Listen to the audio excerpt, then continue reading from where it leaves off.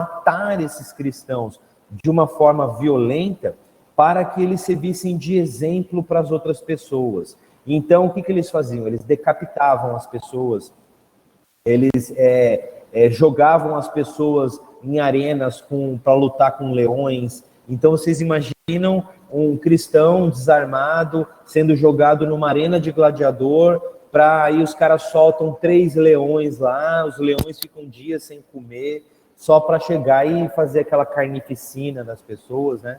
Então, isso aí era uma coisa muito grave que acontecia, e os cristãos eram muito perseguidos. Nesse primeiro momento, essa arte se chamou arte catacumbária, ou arte paleocristã, que era uma arte cristã primitiva. Então, lembra, a gente está vindo de uma Grécia, onde que os ideais de beleza são equilíbrio, aquelas estátuas bonitas, pomposas. A arte romana também, uma arte com estatuário, aqueles deuses, né? Tudo muito bem feito, anatomia, tudo bonito. E daí você dá de cara com uma arte bem rústica, bem assim simples, porque ela não era uma arte realmente feita por artistas, era uma arte feita pelo povo, né? E depois, num segundo momento, o Roma se converte ao cristianismo em 313, e aí surge a arte triunfal, que num primeiro momento com a arte bizantina no Oriente e a arte românica no Ocidente. Então, desenvolveu-se no Império Romano, nessa arte paleocristã, os cristãos eram perseguidos pelos imperadores, eram feitas reuniões através das escavações a partir dos túmulos. A pintura, a escultura, a música, a poesia que eram feitas no período era muito rústico e era muito simbólica. Ela era meio que assim... tenta imaginar, por exemplo, aqui o que aconteceu no Brasil no período da ditadura, né? A música, ela não podia chegar e falar abaixa a ditadura, porque nós estamos sendo... Não podia ter uma letra assim, que o cara ia ser morto, ia ser assassinado. Então, eles inventavam, tipo, letras sutis, né? Eles inventavam... Voltar rapidão, né? Eles inventavam uma espécie de sutileza para colocar a mensagem que eles queriam naquelas letras. No período da arte cristã, era a mesma coisa. Eles não podiam representar Cristo na cruz, porque já ia automaticamente perceber que era um cristão. Como que eles representavam Cristo? Uma das formas que eles representavam era um código assim, ó. Eles chegavam num determinado local e faziam um risco assim, aí vinha outra pessoa, tipo, se eu fizesse um risco assim, e alguém fosse cristão também naquele espaço, aí ela vinha e completava o meu risco. E aí nós temos o quê? O peixe. O que significa peixe? Peixe significa Jesus. Mas por que Jesus e peixe?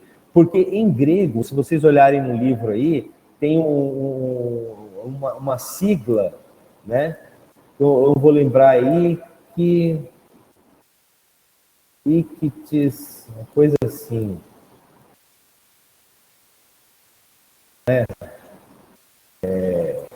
Sei, Ictis. Não sei se tem um H aqui. Sei que em grego, peixe é uma sigla, né? O som tá baixo, ó. É esse computador aqui que eu acho que o som fica baixo, não? Melhorou? Mas vocês estão ouvindo? Tenta aumentar no de vocês. Ictis é uma sigla. Isso, Ictis. Eu acertei, ó. Ictis. É uma sigla que ela referencia, ela é assim, Jesus Cristo Senhor Salvador. Isso em grego, aí cada inicial das palavras dá o nome de peixe. E aí a gente tem o símbolo do peixe como um símbolo do cristianismo, né? Um símbolo de Jesus, né? Da representação de Jesus. Então, vamos ali agora, eu vou mostrar. A arte primitiva cristã, ela se divide em 2 períodos. antes e depois do reconhecimento do cristianismo como religião oficial do Império. Como que se deu isso? Com o decorrer do tempo, foram diminuindo as perseguições aos cristãos, até que em 313, o imperador Constantino, através do Edito de Milão, permitiu que o cristianismo fosse professado livremente, né?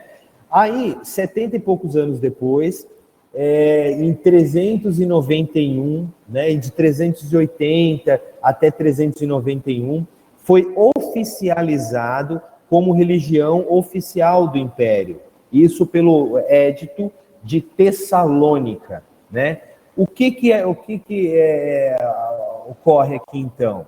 Roma não permitia que os cristãos tivessem as suas reuniões. Em 313 foi permitido que eles tivessem as reuniões. E em 391 foi assinado um decreto de que era obrigatório ser cristão. Então eles deram um pulo de proibidores do cristianismo para defensores do cristianismo. E agora todo mundo era obrigado a ser cristão. E aí, né, esse segundo momento que surge, então, a arte bizantina. Nesse momento aqui para frente, nós temos a chamada arte bizantina, que é quem inaugura também a questão da entrada na Idade Média. Porque até aqui nós estamos falando da história da Idade Antiga da arte, né? Este é o último movimento, a arte cristã primitiva, que é o último movimento da arte antiga. A partir disso, nós vamos entrar na Idade Média, e daí vai ficar uma espécie de um milênio dentro da Idade Média. Alguns historiadores dizem que a Idade Média foi, assim, uma Idade Negra, a Idade das Trevas. Por que eles dizem isso? Porque não teve muita coisa nova na Idade Média. Ela passou assim quase um milênio, quer dizer, mais de um milênio, só referenciando a religiosidade, só aquela questão. A única coisa de mais novo que teve na Idade Média foi a criação da arte gótica, a arte bizantina e a arte gótica, né? Era muito voltada à religiosidade. Então foi um período que eles consideram assim de baixa criatividade do ser humano, né? Aqui nós temos alguns exemplos das catacumbas, né? Eram escavações subterrâneas. Elas chegavam a ter assim uma espécie de 3 galerias de subterrâneo, ou seja, era muito fundo, né? Aqui o exemplo desse tipo de arte, aqui uma ceia, Santa Ceia. Olha que coisa assim, fraca esteticamente falando, né? Os artistas, eles não faziam para ser bonito isso. Eles faziam para que fosse didático isso, para que passasse as mensagens cristãs através dos códigos, né? O termo arte paleocristã, ou paleocristianismo, refere-se ao tipo de formas artísticas produzida por cristãos durante a vigência do Império Romano do Ocidente. As formas mais antigas remontam ao século II, evoluindo posteriormente, né? Então a gente tem aqui uma ceia, né, dos cristãos, aqui uma catacumba, os lugares onde eles colocavam os corpos, aqui essas espécies de galerias, né, onde eles colocavam os corpos das pessoas. E temos aqui os romanos testemunharam o nascimento de Jesus Cristo, o que marcou uma nova era uma nova filosofia, né? Com o surgimento de um novo reino espiritual, o poder romano viu-se extremamente abalado e teve início a um período de perseguição não só a Jesus, mas também a todos aqueles que aceitaram sua condição de profeta e acreditaram nos seus princípios. Então, os romanos, eles perseguiam todos aqueles que aceitavam os princípios cristãos. E para evitar se usar a ideia de Cristo lá na cruz, né, uma cruzinha para referenciar a Jesus, eles usavam códigos, desenhavam peixes, desenhavam pastores de ovelhas, desenhavam aquela ave fênix, que significa vida eterna, desenhavam uma pessoa semeando, que significa o semeador, né? São várias passagens bíblicas de várias metáforas, e eles utilizavam essas metáforas visuais a fim de contar e passar esses valores cristãos para frente, né? Esse que era o ideal desse período, dessa arte paleocristã. Aí vocês veem aqui que tem uma escadinha que dá acesso a essas galerias, né, mortuárias, né, de sepultamentos. Eram locais, aqui se você perceber bem, eram locais onde as rochas, elas eram porosas. Porosas é porque elas tipo têm ar dentro, como se fosse esponjosa, assim, né? E ela era de fácil, uma rocha assim, fácil de se quebrar, de se furar, para se criar essas galerias, né? E por um outro lado, elas eram um pouco frágeis, então acontecia de haver desabamentos e alguns acidentes. Alguns especialistas, eles afirmam que existam muitas dessas galerias subterrâneas, né, com arte paleocristã, que até hoje não foram descobertas. Por que isso? Porque os períodos que separam, o espaçamento temporal que separa esse período de hoje, nós estamos falando aí de mais de 2 milênios, né? Então, a quantidade de terremotos, acidentes geólogos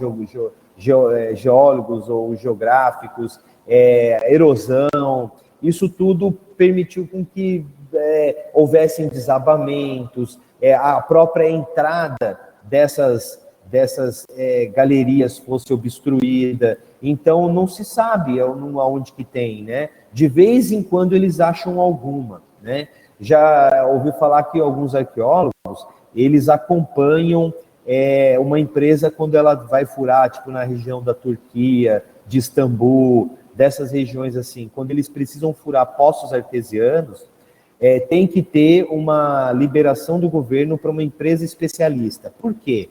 Porque quando eles enfiam aquela broca lá, aquela broca tem que ter uma tecnologia dela perceber que, tipo assim, opa, aqui está oco, ou seja, aqui não tem rocha. Então, está furando alguma rocha, aí de repente chega num lugar que esteja aberto, que esteja um oco. Aquela tipo de broca, essas empresas que são especializadas, elas têm que emitir uma notificação para um arqueólogo, para um especialista ir lá analisar o solo, porque ali é bem capaz de achar ou uma cidade, uma casa de alguém subterrânea, ou uma catacumba, ou alguma coisa do passado, né? Então, isso é bem comum a acontecer, eles encontrarem, através desses tipos de escavações, esse tipo de coisa, como é a arte catacumbária, né?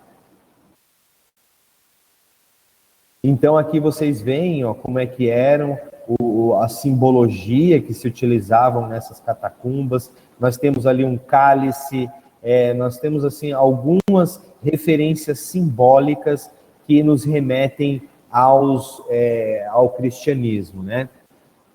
Sendo a religião perseguida, alvo da vigilância e repressão das autoridades, as práticas cristãs se faziam ocultamente, desse modo na fase catacumbária. As celebrações religiosas eram feitas geralmente em sepultamentos.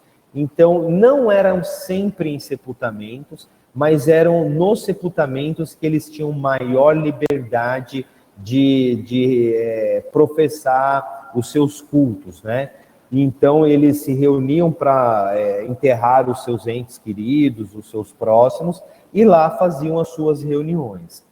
A partir desse movimento, que foi a questão da arte paleocristã, essa arte catacumbária, lá em 313, ou em 391, depois que foi assinado o Edito de Tessalônica, o imperador Roma, todo o Império Romano se viu com um primeiro problema. Olha, nós não temos espaço para esses cristãos, porque antes eles eram perseguidos, depois eles eram obrigados a ser cristãos, mas aonde que eles vão fazer essas reuniões?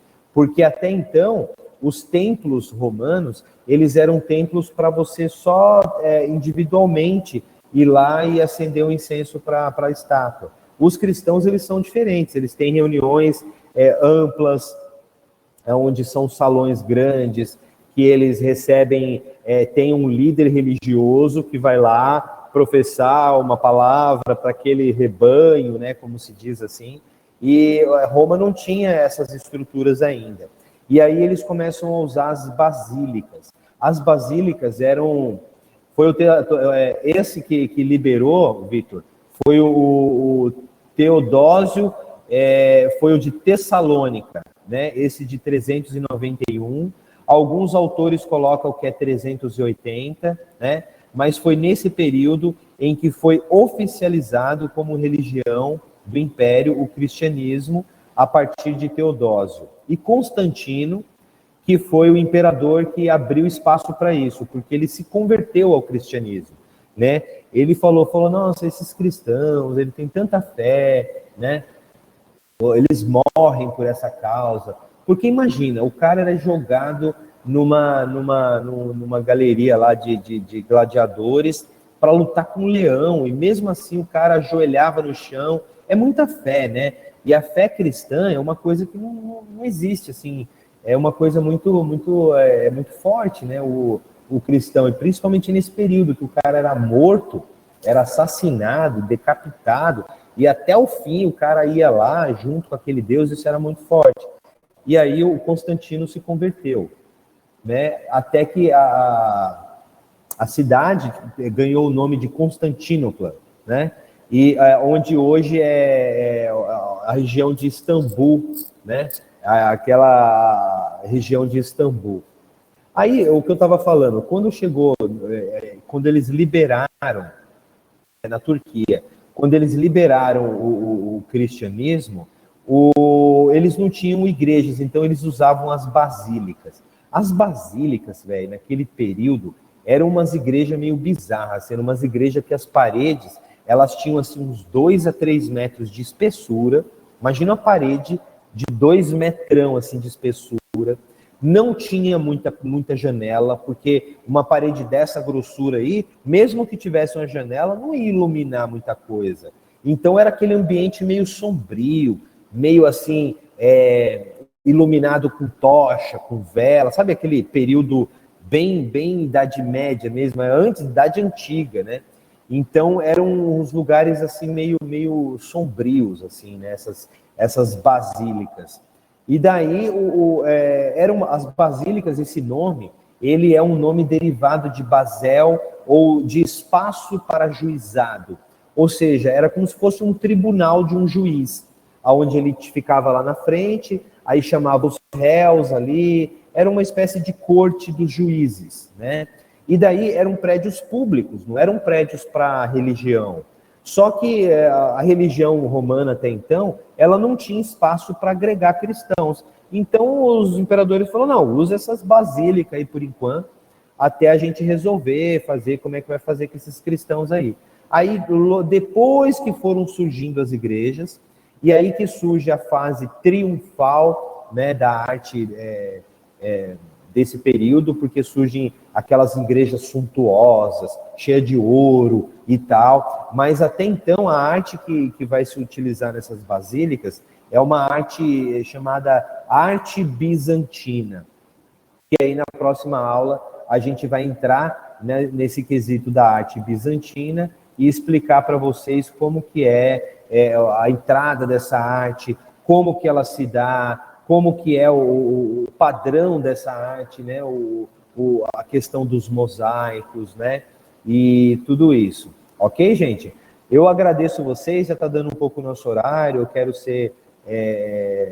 trabalhar dentro do horário. Manda o slide no grupo, eu mando sim o slide no grupo para vocês, tá?